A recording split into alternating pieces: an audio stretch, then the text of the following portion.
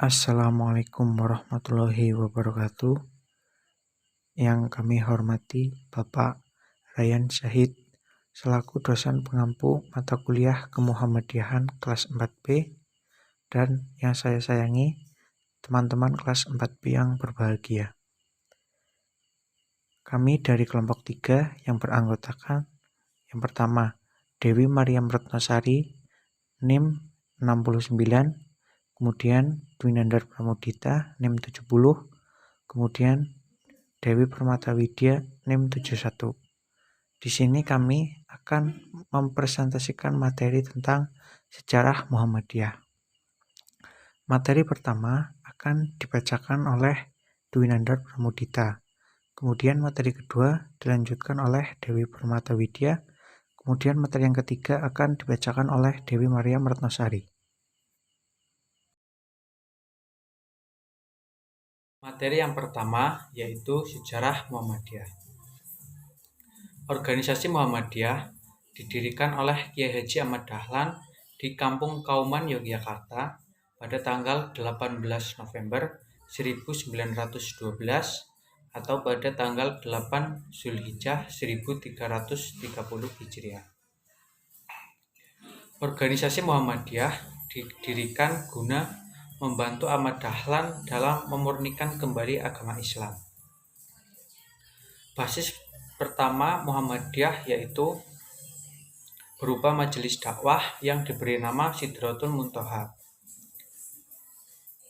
Menurut Adabi Darban dalam catatannya, nama Muhammadiyah pertama kali diusulkan oleh sahabat sekaligus kerabat dari Ahmad Dahlan yaitu Muhammad Sangidu, seorang ketib anom Keraton Yogyakarta.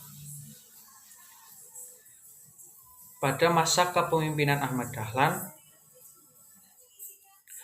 dakwah Muhammadiyah hanya terbatas di Karesidenan seperti Yogyakarta, Surakarta, Pekalongan, Pekajangan, dan sekitarnya.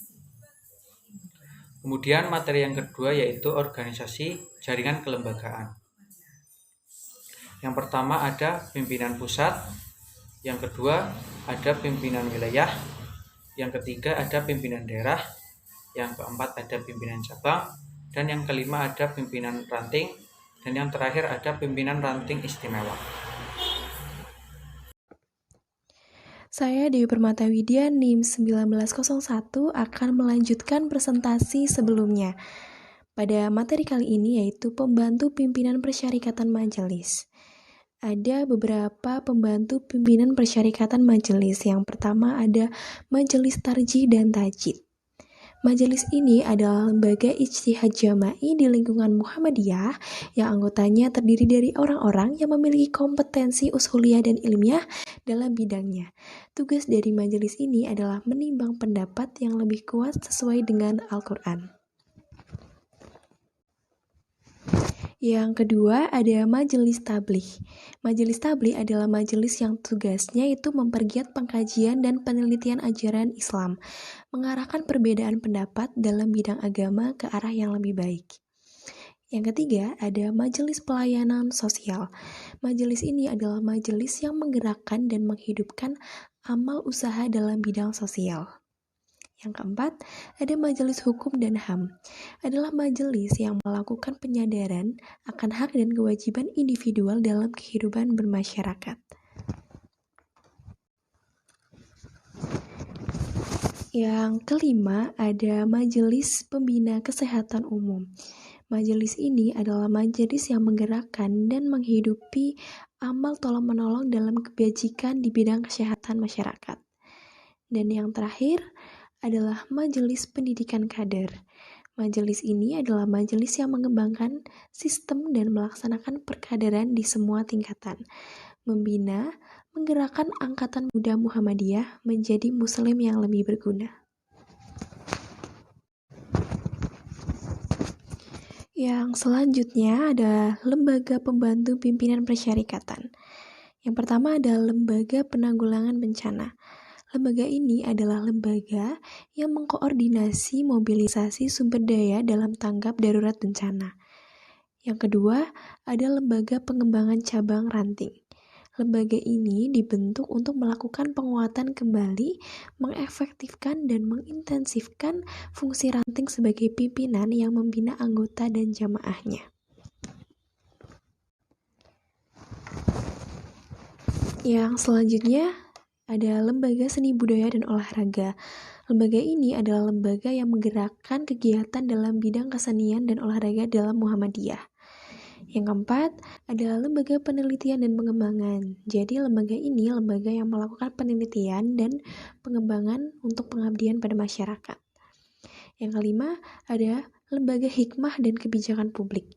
Lembaga ini mengoperasionalkan lembaga sebagai media untuk mengembangkan peran serta anggota dalam bidang politik. Dan yang kelima ada Lembaga Zakat, Infak, dan Sodakoh yang biasa disebut sebagai Lazismu.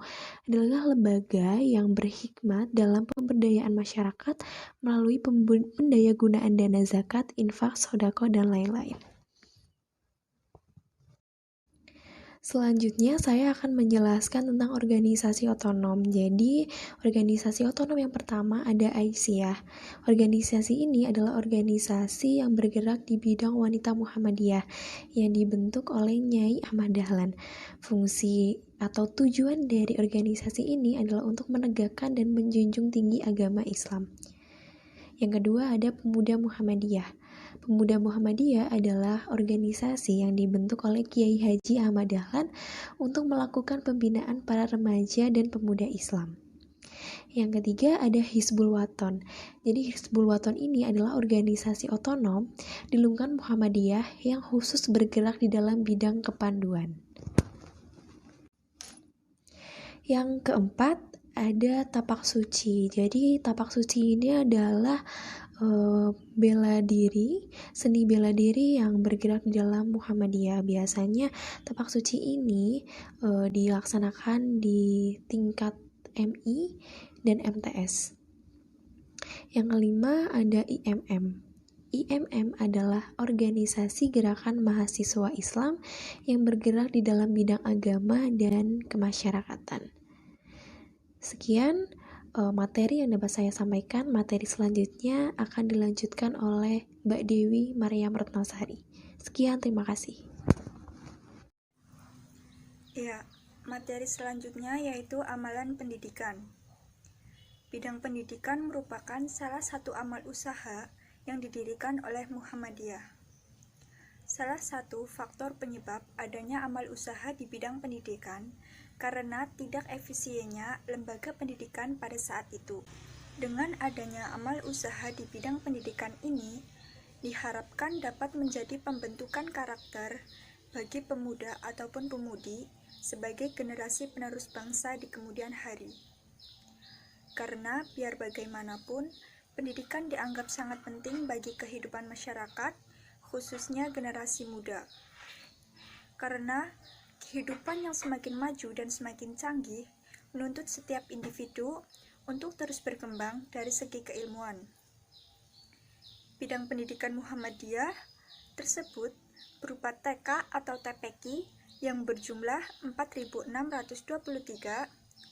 SD atau MI yang berjumlah 2.604, SMP atau MTS berjumlah 1.772, SMK atau SMA atau MA berjumlah 1.143, dan PTM berjumlah 172. Selanjutnya yaitu amalan kesehatan. Amal usaha kesehatan terdapat dua bentuk, yaitu rumah sakit dan klinik. Amal usaha kesehatan yang berbentuk rumah sakit berupa rumah sakit umum, rumah sakit khusus, dan rumah sakit pendidikan. Saya akan memberi contoh dari rumah sakit umum, yaitu Rumah Sakit PKU Muhammadiyah. Rumah Sakit PKU Muhammadiyah awalnya berupa klinik dan poliklinik dan bernama PKO, yaitu singkatan dari Penolong Kesengsaraan Umum, dengan maksud menyediakan pelayanan kesehatan bagi kaum duafa.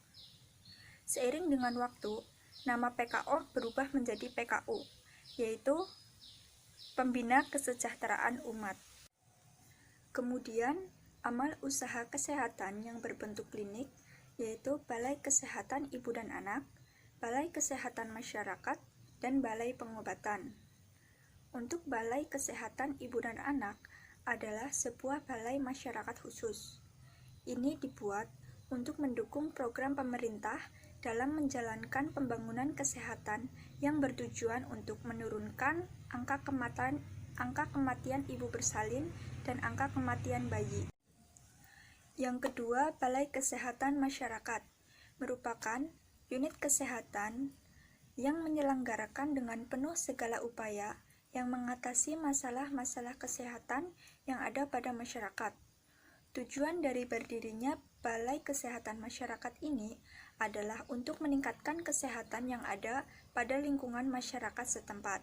Selanjutnya, Balai Pengobatan merupakan tempat pemeriksaan oleh dokter yang memiliki kompetensi yang meliputi observasi dan diagnosa medis guna mencegah penyakit dan melakukan penyuluhan hingga pengobatan. Kemudian ada apotik. Sepemahaman saya, apotik merupakan bagian dari keduanya, yaitu rumah sakit dan klinik. Apotik merupakan sarana pelayanan kefarmasian, tempat dilakukan praktik kefarmasian oleh apoteker. Materi selanjutnya yaitu amalan sosial. Dalam bidang kesejahteraan sosial, Muhammadiyah telah memiliki 330 amal usaha, baik yang berbentuk panti asuhan yatim, panti jompo, balai kesehatan sosial, santunan, pondok pesantren, dan sekolah luar biasa. Panti asuhan yatim ialah lembaga sosial nirlaba yang menampung, mendidik, dan memelihara anak-anak yatim.